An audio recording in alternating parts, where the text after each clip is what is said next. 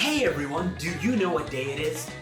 What do you mean you don't care? It's Christmas! So, to celebrate this occasion, just like last year, I'm gonna take a game that's very near and dear to my heart and talk about it with you guys for the holidays.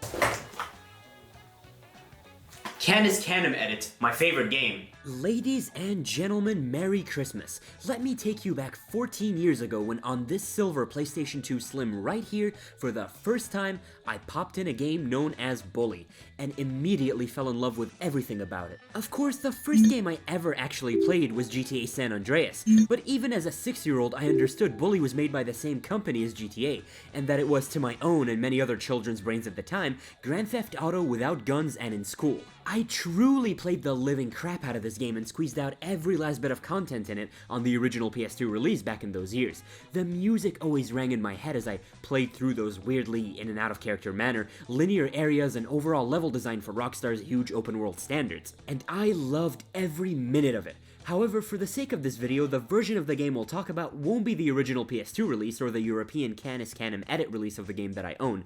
It will instead be the famous Scholarship Edition, released on Xbox 360 and Wii. The same game but with updated visuals and a speck of extra content. Bully is a game that has sat alone while other titles have received so much more love and care from their creators. It was first announced back in May of 2005, while Rockstar was absolutely dominating the market and were reaching the tail end of a chain of releases that spanned from 2003 to 2006.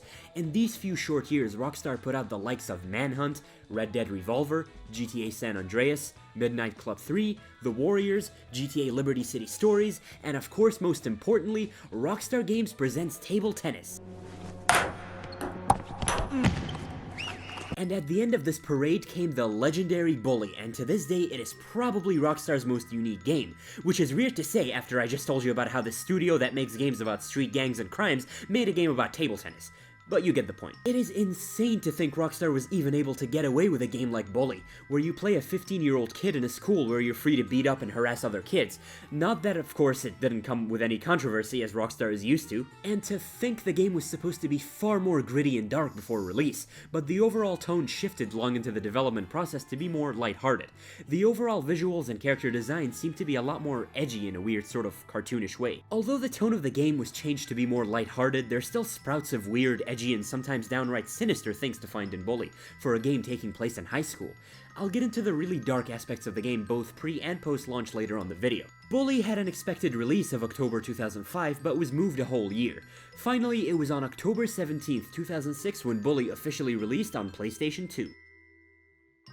The game begins with those iconic bells that almost any kid growing up in the 2000s would recognize right off the bat. We play as Jimmy Hopkins, a troubled 15-year-old kid who's continuously expelled from school after school for being a supposed troublemaker. His mother, who just remarried, and his new stepdad, who are going on their honeymoon and don't want any disturbance from him, choose to drop him off for a year in the notorious Bulworth Academy in the small town of Bulworth, known for being full of crazies and the school having a reputation for bullying problems among both students and prefects. Bully ticks every Rockstar checkmark for what kind of game it is. Open world, action-adventure, third person, and much more. The core gameplay isn't too deep, but includes far more mechanics to keep up with than almost any other Rockstar game till this day. The combat is simple, yet gives you a lot of different unlockable attacks to play with. The core button you use to punch is square. You start out with your regular 3-punch combo. Any one of the 3 hits can be delayed by holding down square to deal more damage. Furthermore, you have the triangle button, which grabs the enemy and gives you 3 options to work with from there. You can deal more damaging blows to the grabbed enemy, or you can press circle to tackle them down, giving you the option to go sicko mode on them on the ground. Or you can press triangle again to simply throw them away. The combat goes a lot deeper than that, as you unlock more moves such as leg sweeps, uppercuts, and many more, in addition to unlocking more attacks for when you grab an enemy. But another system to keep track of is the overall dialogue. By locking on another character, you have the ability to talk to them or shove them to start a fight. But if another student happens to come and shove you first, granted you unlock the right ability through progression, you're able to apologize to them to avoid combat, and they'll let you go without really doing anything. This also, with more progression, works on prefects who are trying to bust you. However, some enemies are more stern and will demand a few dollars from you before letting you go. You have the option to pay up, or you can just mow them down. Of course, in addition to the melee combat, the game gives you the usage of weapons. Of course, non-lethal school weapons, as this is still a teen-rated game we're talking about here. The weapons range from your usual run-of-the-mill items like a slingshot, baseball bats, planks of wood, and garbage can heads, but get more absurd as you unlock more of them. For example, the bag of marbles, which can be thrown at an enemy to make them fall, or deal epic pranks like this one. Remember to fix that carburetor. That is so dangerous. You walking around looking all cool. Yeah, you look real. There's also things like stink bombs, itching powder, and more insane shit like firecrackers, spud guns, and bottle rockets. Of course, Bully being a Rockstar game while being far more small and linear compared to others, is still an open world action adventure, meaning in addition to on-foot traversal, the game also featured vehicles, all of which, like the weapons and combat, are toned down to fit a 15-year-old kid in a school environment. The first one you unlock is the skateboard, which is always in your inventory with the rest of your weapons, and also hang on to the back of moving cars to go faster. Other than the skateboards, there's different bicycles you're able to either buy or earn through progression, scooters, and go-karts, all of which have their own racing minigames. In addition to all of this, the game has some level of fast travel in the form of bus stops all over the town that allow you to travel right back to the school. One of the game's other main mechanics is the trouble meter. While wandering the school, your trouble meter will be fully down. However, as you commit mischief, whether that's attacking other students, prefects, or other acts such as vandalism or lockpicking, your trouble meter will rise and the prefects will start looking for you. Once they find you, they'll start chasing you.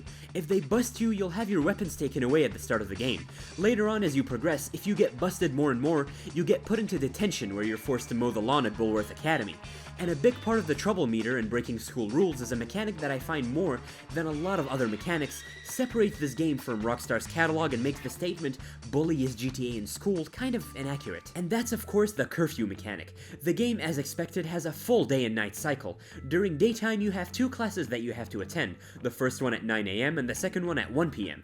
During this time, if you don't go and attend the class you're supposed to, the prefects will immediately be looking for you and will bust you and force you to class if they do catch you. This also extends to the town outside of the school, where the townspeople will regularly ask why Jimmy isn't in class, and if a police officer finds you, they chase you the same as the prefects, and if you were to get busted, they drive you back to school and force you to attend the class. Furthermore, during nighttime, once the clock strikes 11, that's your curfew, which is more than the curfew some of my friends who are over 20 years old have. During this time, prefects and police officers will also be looking to bust you and take you back to the boys' dorm so you can go to sleep. Starting from 7 PM, you have the option to go to sleep. When the clock strikes 12, however, Jimmy starts to get a little sleepy. This doesn't affect gameplay besides giving the screen a weird shaky filter, and Jimmy's head starts going down to show that he's sleepy. You get sleepier and sleepier by the hour, and once the clock strikes 12 AM, if you're still not abed, Jimmy will simply pass out and go to sleep then and there no matter where you are on the map, and you'll usually wake up back in the school with some of your money robbed. Now, of course, there's far too many more mechanics and aspects of the day-to-day life gameplay loop that I could get into. However, for now, I'd like to talk about the classes. The game had a total of 6 classes in the first PS2 release of the game: chemistry, English, art, gym, shop, and lastly photography.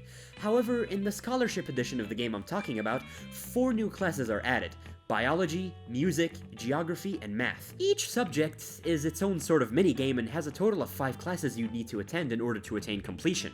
And with each class you successfully finish, you unlock different rewards for Jimmy, whether it's weapons, clothes, or just new skills in general. Let's go over what each class gives you. Chemistry is the first class you attend in the game. The minigame consists of just pressing the right buttons at the right time, exactly like the dancing and lowrider minigames in GTA San Andreas. I would say chemistry is probably the easiest class to handle from start to finish all 5 times, and the rewards you earn for each class completed is weapons. In Jimmy's dorm room, there's a little chemistry set where each morning after you're waking up, you're able to replenish your weapons and ammo for each weapon. With every chemistry class you finish, more and more weapons are added to the chemistry set. This includes firecrackers, itching powder, stink bombs, bottle rockets, and more. There's a select number of weapons that you can't really earn from the chemistry class, such as the bag of marbles, which can just be found in areas in the game, and spray cans, which can be only purchased at the general store. The second class at hand is English. The minigame gives you 6 jumbled letters and you have to arrange them into words. Form as many words as you can under the time limit to reach the percentage needed to pass and you're good to go. With each class, the 6 letters you're given form more and more words. The first class is the easiest with words like mew. The bonuses you unlock from completing English classes are basically the speechcraft level in an RPG. You can apologize more effectively to enemies, whether students trying to bully you or prefects. Even if you commit a crime right in front of them, you can apologize mid-chase and they'll get out of your hair. The art minigame is one I somehow always found easy as a kid, but now with my zoomer attention span, I find harder to complete. You have to guide a pencil through this painting frame and draw rectangles bit by bit, while erasers and scissors chase your pencil around. You keep avoiding them and drawing more rectangles until the painting is finally complete. The reward for completing art classes is kissing other students. Basically, you unlock Jimmy's wrist powers and gain the ability to buy flowers and chocolates to gift to girls. In return, they kiss you, which gives you a health bonus. With each art class completed, the health bonus given increases, making kissing an essential mechanic in this game. So you better step up Jimmy's game with girls. And guys. The shop class is another button prompt simulator. With each class you unlock a newer and better bicycle to drive around that's stored in the school's little garage. Photography just has you walking around the school and town taking pictures of people and buildings within a time limit. The only rewards you unlock with finishing each class is a better digital camera and color, and also a yearbook system where you take pictures of all the students' faces in order to fill up the game's yearbook. And lastly, gym, which is one of the most important classes, has two variations, the first one being wrestling, which unlocks new melee attacks for Jimmy, and the second kind being dodgeball, which I always found unbelievably hard as a kid and always failed at. Winning at it gives you more accuracy with the slingshot, Jimmy's main weapon in the game. As for the Scholarship Edition extra classes, biology is just a dissecting minigame where you use the right tool and run it through lines to take out the insides of a dead animal's carcass under a time limit. The only rewards biology gives you is just weird clothes and accessories. Music is yet another rhythm-based button-clicking minigame that just gives you clothes for rewards. Geography just gives you different maps of regions around the Earth where you drag the flag to its country, and math, which is just basic math and which is the fastest or tallest type questions, all of which give you, clothes. Yeah, they really dropped the ball with the rewards for these classes in Scholarship Edition. Now, we can finally move on and begin to talk about the even more beloved aspects of Bully, the story, the setting, and the characters. Bully is set in a town by the name of Bulworth. After being expelled previously from 7 different schools, Jimmy Hopkins' mother and new stepfather decide to drop him off at the town's infamous boarding school for a year, Bulworth Academy, while they go on their honeymoon. The setting of the game is to this day one of the most unique I've ever seen in a video game that I've always talked about and adored, and found extremely distinctive. I was never able to find the right word for it, so I always went with the most overused and shitty word to describe something: unique. Until recently, I finally found out the setting of the game is something known as Neo-Gothic. Weird medieval architecture, statues, decorative stone patterns on walls and floors, and this extends beyond just the school, all the way to the old Bulworth Vale, where you see this style of building prominent almost everywhere in the town. The town itself, as well as the school, are rich with detail, containing several different areas to explore. The town is what you would expect from a New England setting. It's cramped and isn't much for big buildings, but still has its share of housing and shops, in addition to some unique locations like a small beach with a lighthouse, a boxing gym, a movie theater, a comic book store, and the Happy Vaults Asylum, a psychiatric hospital. This setting extends to the campus itself, as it's dirty and run down, the boys' dorm being the easiest example of this. No matter where you walk on school grounds, you always hear students complaining about how trashy the place is, and how easy it is for the students themselves to cause problems on school grounds and not have any problems, inciting their often rebellious attitude and the over-the-top behavior of the prefects who constantly beat on them to satiate their own appetite for destruction. And another unique aspect of the game's setting is Rockstar keeping the time period so ambiguous that to this day people are still debating what year Bully takes place in. My initial answer at first was the 70s, maybe at most the early 80s, with how old the town looks, the trailers, the classic cars, and the old technology. It could just as easily also be the 90s or the early 2000s. There is a poster in the game that says 2007, the year after the game came out, but this hasn't stopped people from thinking that this is probably just something that Rockstar put in, and the actual year the game takes place in is still a time far before 2006. After being dropped off at the school, Jimmy meets Bulworth Academy's headmaster, one Dr. Ralph Crabblesnitch, who reminds him of the trouble he's caused at other schools. You've done a lot of naughty things, haven't you? Vandalism, graffiti, bad language, violent conduct, disrespecting staff. Oh, I'm scared of you, Hopkins. Come on, give me a break. Yes, I've never met a boy like you. Never in all my life. Hopkins, you're quite the nastiest little boy I have ever encountered. Tell me, why should I waste my time on you? I don't know. Because it's my calling. It's what I do. You excel at causing trouble, and I excel at fixing little boys like you. At making you into respectable members of our community here at the Academy. Crabblesnitch urges Jimmy to keep his nose clean this time around. As a kid, I always found myself repeating the start of the game so many times, which is a big reason why this next speech that Jimmy gives is an iconic part of my childhood that's engraved in my brain at this point. So here I am at probably the worst school in the country, whose alumni are nothing but arms dealers, serial killers, and corporate lawyers. Real scum. And that old creep thinks he can tame me?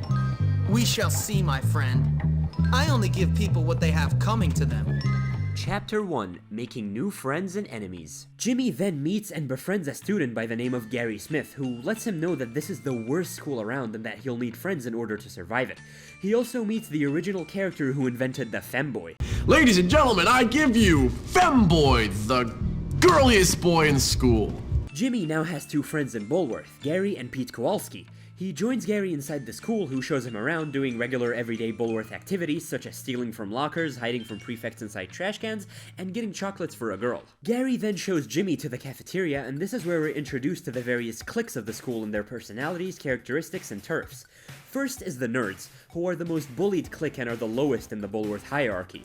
They all wear green vests and are either overweight or underweight, have bad posture, and all wear glasses. Their turf is the library. Then we have the bullies, your run-of-the-mill tough guys who bother others and pick fights all the time. They're known for their untucked white shirts and blue jeans, and are the fourth in the clique hierarchy, being only above the nerds. Their turf is the parking lot. Next up is the preppies, or more simply just the preps, who are a bunch of rich kids wearing blue aquaberry vests and have their hair elegantly parted.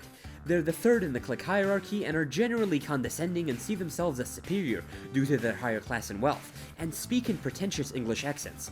Their turf is the Harrington House. Next and second up in the hierarchy are the greasers, less fortunate than the preppies in wealth, and for that very reason the preppies are at war with them and always have a bone to pick with them. They dress in dark leather and denim clothes, and their turf is the auto shop of the academy. And finally, at the top of the pecking order, of course, we got the jocks, the tough guys in command who rule the entire school, consisting of the dumb but also tough as rock muscly dudes who mow down anyone in their paths. They dress in blue athletic jerseys and use the gym itself as well as the football field as their turf. Jimmy's first few weeks in Bulworth consist of him for the most part making friends with the nerds and also helping defend them from the bullies. During all this, Gary constantly is in his ear talking about his ambitions of taking over the school together. One of the bullies, a guy named Davis, finds Jimmy talking to Crabblesnitch and accuses him of being a teacher's pet, thus shooting Jimmy with his slingshot.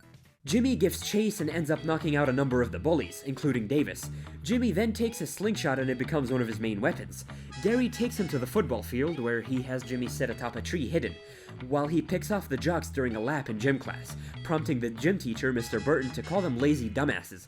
Later, Jimmy, Gary, and Pete all go behind the old broken down school bus in the parking lot, where there's said to be an insane hobo living there. Lo and behold, there he is. He threatens to beat Jimmy, Gary, and Pete up if they don't leave. Gary and Pete run away, but Jimmy stays, earning the liking of the hobo, who informs Jimmy that he's a Korean War veteran. He asks Jimmy to get him something, and in return he'll teach him army-style combat. Jimmy goes and finds a transistor in the auto shop and brings it back to the hobo, who indeed teaches Jimmy some new moves. He also uses the slingshot to help out the nerds more. He protects Algie, the fat kid, and escorts him to the bathroom as he has a bit of a bladder problem. He sneaks into the girls' dorm to help the nerd girl Beatrice in recovering lab notes of hers that were stolen by a mean jock girl, Mandy. And he also helps the nerd leader Ernest and protects him from students trying to sabotage a speech he's giving on why he should be class president. Meanwhile, Gary keeps on talking about how much he wants to take over the school. When Halloween arrives, Jimmy and Pete are dressed up in regular costumes you'd see during this time. Gary, however, has a pretty questionable costume on. So, the three of them run around playing a few pranks on kids around campus, as well as the gym teacher, whom they take a bag of dog shit to and set on fire, forcing him to jump on it. Once Halloween passes, Gary is seen deep in thought. He asks Jimmy to come with him, but Jimmy responds saying that he can't keep getting into trouble. It's always about me with you. Me. We are gonna take over this school. We are not taking over anything right now. Time and tide wait for no man, my friend. Look, now come on. I promise you, after this, things are never gonna be the same again. Oh, I'm so excited. I should have stopped taking those pills ages ago. Gary's sociopathic and narcissistic tendencies show more and more as he keeps trying to manipulate Jimmy into helping him out, and of course talking about taking control over the school.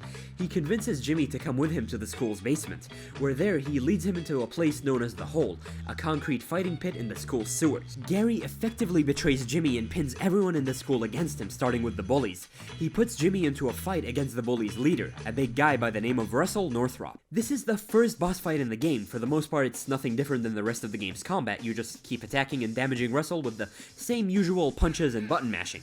There is one gimmick to keep a hold of, however, and that's Russell charging up and chasing you, where you have to run away from his charging and effectively dodge it, having Russell smash headfirst into the wall, allowing you a large window of time to deal a lot of damage. Once Jimmy takes Russell out, Gary tells him he's an idiot for ever having trusted him. Jimmy tells Gary that he thought they were friends, which Gary responds calling him a fool, promising to turn the entire school against him and taking over it in the process. He leaves as Jimmy helps Russell up and convinces him to stop bullying innocent kids, thus marking Jimmy's first clique takeover. The bullies, who are now pacified. Pete also stays with Jimmy, who agree that Gary was a treacherous bastard. Chapter 2: Rich Kid Blues. With the start of Chapter 2, the school gate is unlocked and we are now free to roam the town of Bulworth outside. With the bullies pacified and all the other cliques still in active pursuit of Jimmy thanks to Gary's manipulation, he now has to prove himself to everyone in Bulworth. But first, the school cook Edna needs his help to get some items for her. Firstly, some meat from the market, and secondly, a razor for her stash, and a new pair of panties from the clothing store. So Jimmy runs around gathering these items for her under a time limit. Well, that was a dumbass mission. Moving on back to the story now. Jimmy finds the math teacher, Mr. Hattrick, berating Mr. Galloway, the English teacher, for drinking on school grounds. So, Jimmy helps Galloway out by secretly taking the various alcohol bottles that Mr. Hattrick stashed around the school to turn over to Dr. Crabblesnitch. After the bullies, Jimmy turns his attention towards the preps. He begins by helping Pinky, one of the prep girls cut in line at the movie theater. She flirts with him and agrees to go on a date to the carnival. The two of them go and Jimmy plays a bunch of carnival minigames in order to get tickets to buy her a teddy bear. Afterwards, the preps challenge him in the boxing gym. Jimmy begins to take them out one by one and wins the tournament, winning an entire lighthouse. Yes, this 15-year-old kid now owns a lighthouse while I'm here editing this video in my mom's basement. He even beats them in a bike race and continues getting into scuffles with them. They steal a trophy that he won in the bike race, which he gets back. He enlists the help of Russell and eggs one of their houses. He talks to Pete about his troubles and failure to tame the preps. Pete suggests that simple violence might not solve the issues, but rather publicity might. So, Jimmy challenges Biff Taylor, the Bulworth boxing champion, to a boxing match which he wins, knocking Biff out. Darby, the leader of the preppies, refuses to accept this, forcing Jimmy to fight and take out every one of them in the boxing gym, before they're finally pacified and respect Jimmy. But wait, there's also a few optional missions in this chapter that I didn't really talk about, one of them involving the gym teacher Mr. Burton asking Jimmy to, Chapter 3: Love Makes the World Go Around. With the preppies now pacified and under Jimmy's control, he turns his attention towards the next clique in the pecking order, the Greasers. With the passing of time, this chapter takes place in the winter, so everything is now snowy, as we're a few days away from Christmas. A new section of the map is also unlocked now, New Coventry, an old and rundown urban area where many of the Greasers operate. He meets Johnny Vincent, the leader of the Greasers, who's furious and throws accusations at Jimmy. We find out that his girlfriend Lola is cheating on him with many different boys in the school, and that everyone is laughing at and losing respect for Johnny because of this. He asks Jimmy to bring him proof of her cheating, so Jimmy goes out and photographs Lola on a date with the preppy Gord. He gives the pictures to Johnny, who exclaims angrily that he just knew it, and is now even more furious. Johnny then tells Jimmy to lure Gord to an abandoned indoor BMX park so he can beat him up. Jimmy provokes Gord and a few other preps to follow him to the BMX park, where Johnny and some other Greasers are waiting in an ambush. A fight breaks out with Jimmy helping the Greasers, and afterwards he's in good standing with them. Later, Jimmy visits the preppies, who are mad at him for helping the Greasers out, and they exclaim that Jimmy now runs the preppies clique and shouldn't be helping their enemies out. Darby successfully convinces Jimmy to go and spray graffiti all over New Coventry, the Greasers' turf, and he goes back to having a bad standing with them. Ernest tells Jimmy that Algie is somehow also with Lola and that the Greasers are angry and trying to get at the nerds. He finds Lola dumping both Algie and Chad, a preppy kid, at the same time. The Greasers arrive as Jimmy, Chad, and Algie escape on bikes. Jimmy then claims the Greasers' hangout by beating them all up. Lola flirts with Jimmy and manipulates him into a bike race with the angry Johnny, which Jimmy ends up winning. Lola gets with Jimmy as Johnny and the Greasers begin an all-out war with the Preppies. Lola called Jimmy a coward as they're all fighting for her, and he isn't. As they brawl it out, Jimmy decides to put an end to this, and he starts by taking out the Greasers one by one. Johnny then decks Jimmy with a single punch and begins to run off from the cops. Jimmy follows him and they both outrun the cops to a junkyard, where Pete is also there to help. Jimmy takes the opportunity to take out all the Greasers and Johnny in this one fight. You shoot the Greasers on top of the scrap cars while Johnny runs laps around you trying to get hits with a metal pipe. Pete advances through as you help him by shooting the Greasers in his way, as he makes it to the crane and successfully gets Johnny off of his bike. Finally, the two of them battle it out in a straight fight, and to no one's surprise, Jimmy demolishes Johnny, who exclaims that he can have Lola as he won. Jimmy, however, makes it clear that this isn't about her. This has nothing to do with her, man. I don't care. You can keep that slut for yourself. What? You don't want her? Then why did you do this? Why'd you fight? Just to prove you're tougher than me? That's right. And don't you or your boys forget it. I'm tougher than you, so maybe now you'll stop bullying everyone. You work for me now. Oh, man. Chapter 4, A Healthy Mind in a Healthy Body and Other Lies. Jimmy has now taken over most of the cliques at school and has pacified them. The nerds, the bullies, then the preps and the greasers. Now he turns his attention towards the strongest clique, the jocks. Winter has passed and now spring has come. Jimmy and Petey are hanging out in school and strike up a conversation. Thing is, Pete, now that I'm cool, I'm not sure we can be friends anymore. What? I'm messing with you. Real funny, Jimmy. Well, when you're done with this place, a career on the stage awaits. Maybe like a male stripper or something, huh? What? So, what about Gary? I haven't seen him, but whenever I hear somebody say I used to be a girl and had a sex change, or that my mother slept with Crabblesnitch to get me in here, I think to myself, Gary! What a jerk! You don't even call me a dork. Well, I guess he's not always wrong. Is that what you really think? Whatever, Jimmy. You know, I stand up for you and you still think I'm a dork. You're a jerk. And you're a dork, so we're equal. Whatever. I'm leaving. Ow! Now maybe next time you'll watch where you're going. What'd you do that for? Oh, I'm sorry, Psycho. Did I hit your boyfriend? And with that, Jimmy now has his next target. He meets Algie in the library and tries to enlist him in the nerds' help. However, he refuses and says the nerds are above helping people like him and leaves. Pete tells Jimmy he needs to show the nerds who's boss first, then get them on board against the jocks. Jimmy finds the nerds in a secret area they call their turf, an old abandoned observatory the school doesn't use anymore. He finds that they're packing some heat after all, as they have a spud cannon. He gets to it while the other nerds try to throw stink bombs and firecrackers at him.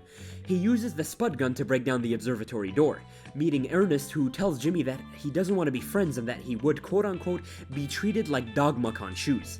He starts firing at Jimmy with his spud gun, as you have to use the pillars for cover, and shooting the hinges off the platforms Ernest is standing on one by one until he falls off.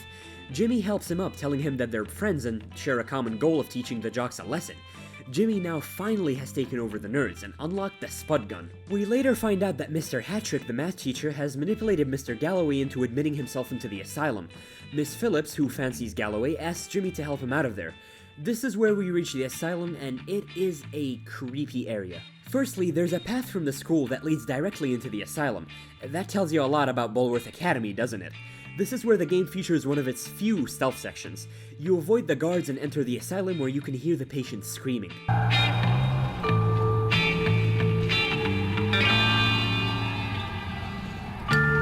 Jimmy then finds and talks to Mr. Galloway. Finally, he and Miss Phillips leave. Afterwards, Ernest, for some reason, asks you to photograph Mandy, one of the jock girls in the shower.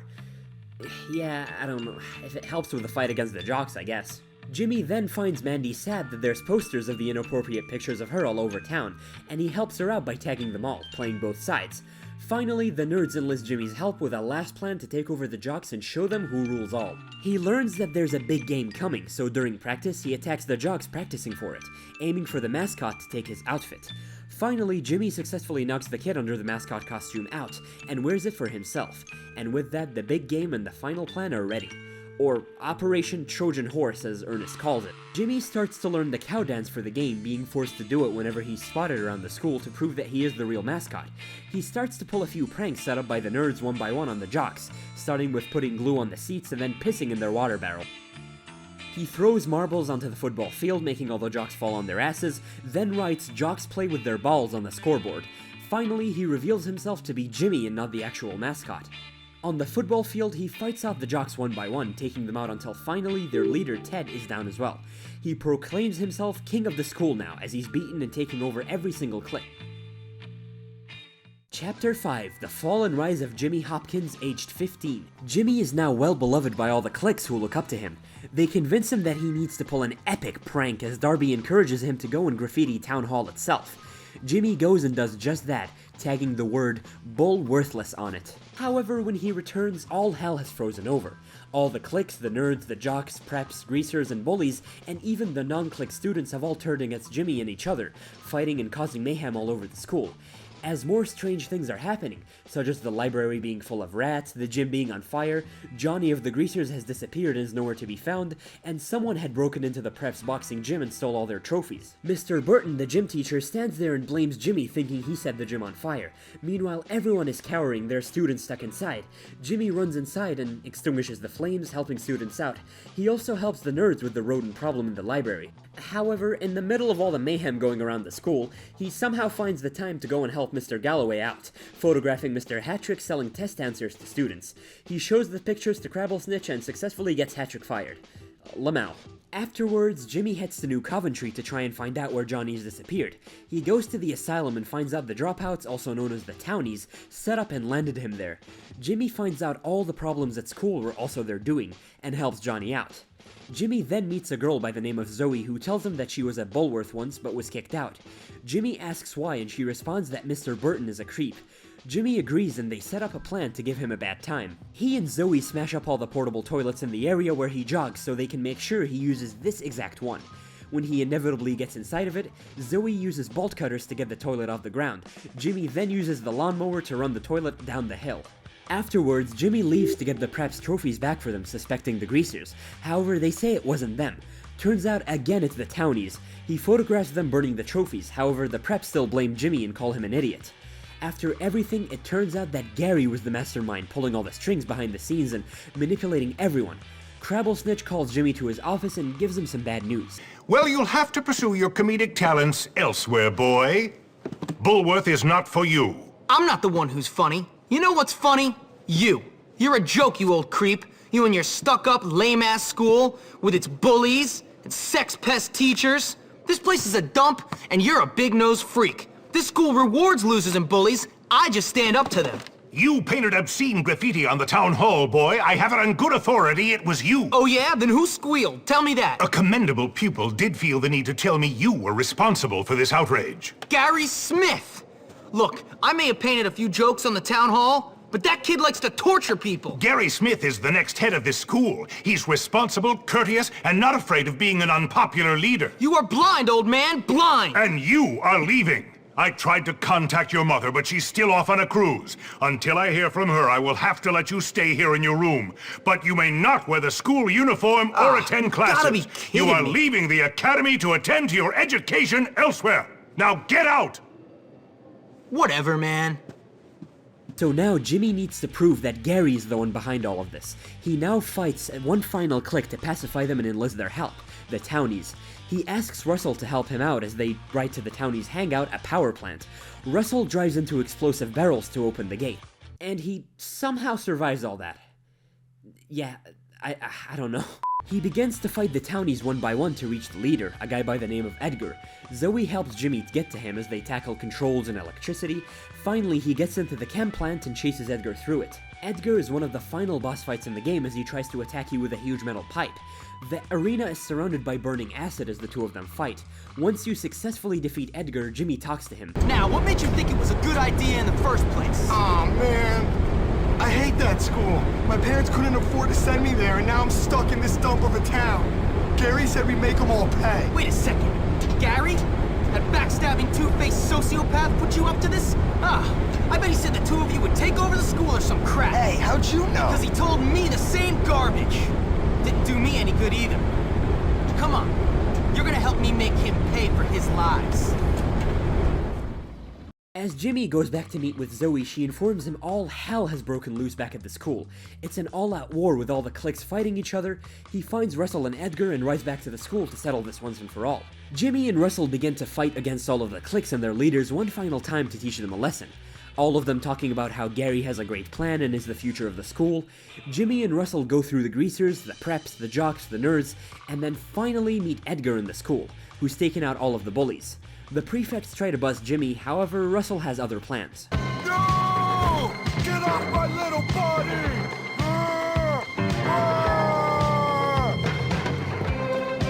Slow down so Russell can smash you! Oh, come on.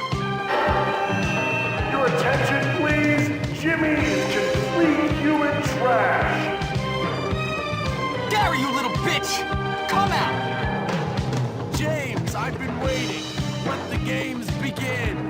Jimmy finds Gary then and there and begins to chase him to the roof of the school building. I'm smarter than you! Oh, congratulations! You're smarter than me! You hate everyone and everyone hates you! Genius! The head likes me. I tied him up, turned his dumb school into a battleground, got kids expelled unfairly, put several others into therapy, and he still likes me! You're such a loser! Well, at least my mom doesn't make her living on her back! You're dead! The final fight between Jimmy and Gary finally takes place as they fall bit by bit back into the school building, before finally falling all the way down to Crabblesnitch's office. Smith! I heard the whole thing! You're expelled! Come and untie me, boy! Yes, sir! Sorry, didn't see you there. You know, I think I may have judged you too unfairly, boy. Yes, a little rough around the edges, but you're a diamond, boy. A diamond. Thank you, sir. Now take out the trash, would you, Hopkins? My pleasure. So it was you who took on this monstrous little wretch, was it? Yep. What a hero. A lone wolf. Well, no. To be honest, sir, I did have a lot of help from some friends. Like this girl, Zoe. She got expelled because she complained about Mr. Burton hitting on her. Burton? Well, he's fired. I hope he rots in hell. And a guy named Peter Kowalski, good friend of mine. Never heard of him. Yeah, well, he keeps quiet. He's kind of shy. Shy? The boy must be a genius. Why, he should be head of the school. Pete? Great idea. Now, about that letter to my mother. What letter? And with that, Jimmy finally takes out Gary, restores order to the school, and gets Zoe her education back. And that's the end of Bully. It really is such a great and simple story with simple themes told to us. Jimmy being a very simple protagonist whose whole character is just, look man, I'm tired of everything, please just leave me alone. And him being shorter than almost everyone he fights, giving us the whole theme of little guys standing up to big guys. The setting is beautiful and unique for the story, and the more linear levels of the game also serve the story really well, as there isn't a need for so many nameless, forgettable NPCs running around. The school only has the already established student characters who all have their own names, voices, and appearances, making them all far more memorable. And the entire experience is so greatly enhanced by that iconic soundtrack from Sean Lee. It's not often where a game has the same one background soundtrack playing in free roam 24/7, and instead of feeling annoying, it sounds great and adds to the game's vibe and nowadays gives people a feeling of nostalgia. Every other track is unique and awesome in its own right, from the different fighting tracks of the Clicks, the Stealth Asylum soundtrack, the Mission Free Roam soundtracks, and so much more.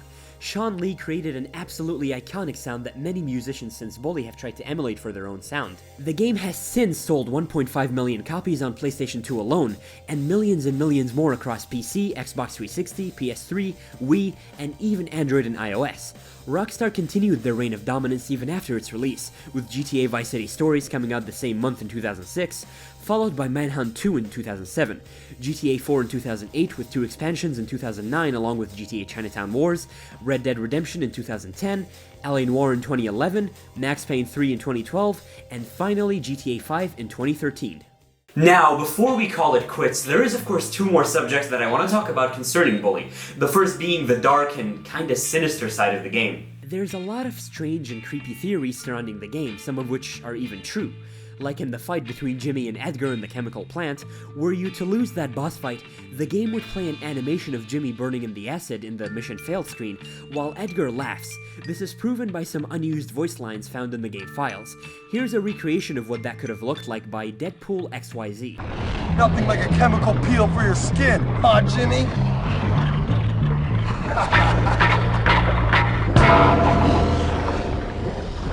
Just consider for a second the fact that Rockstar almost put a 15-year-old boy dying a horrific death in burning acid while another guy laughs at him and calls him a bitch in the game.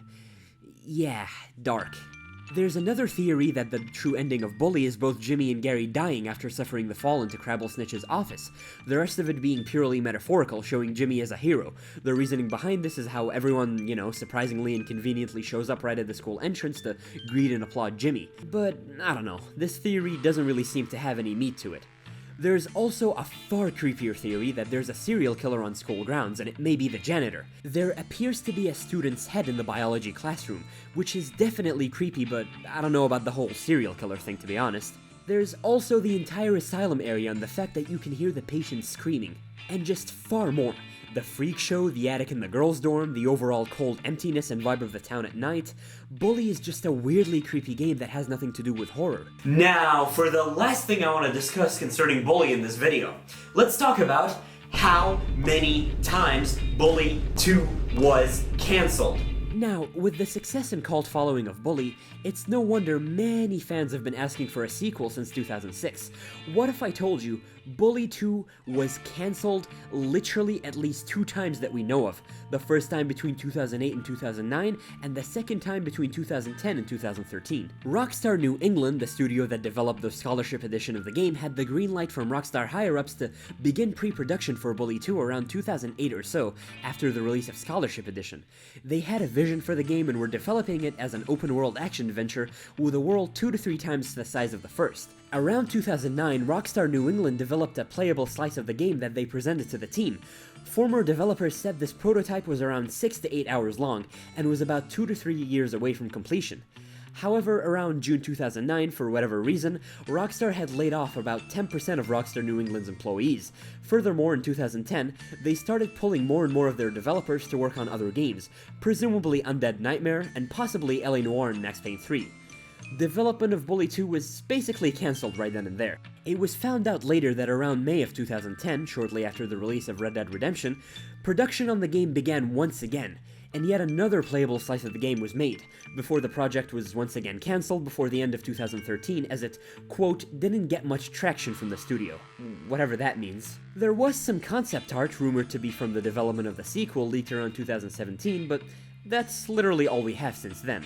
Sadly, I don't think those playable demos from 2009 and 2013 will ever see the light of day, and I highly doubt nowadays with Rockstar releasing one game every lifetime and putting most of their attention towards GTA, Bully 2 is sadly an unlikely dream for many.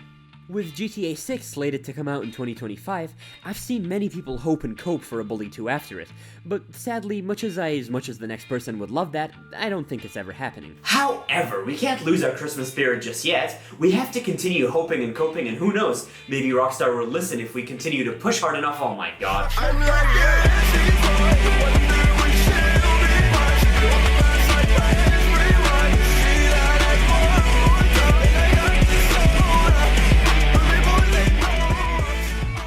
Hey there everyone, Merry Christmas once more. I hope you enjoyed this video and thanks for voting on it. Bully may have won this time, but I promise a Max Payne video will soon also be in the works. Thanks for watching, and happy holidays. I'll see ya in 2024. Bye now!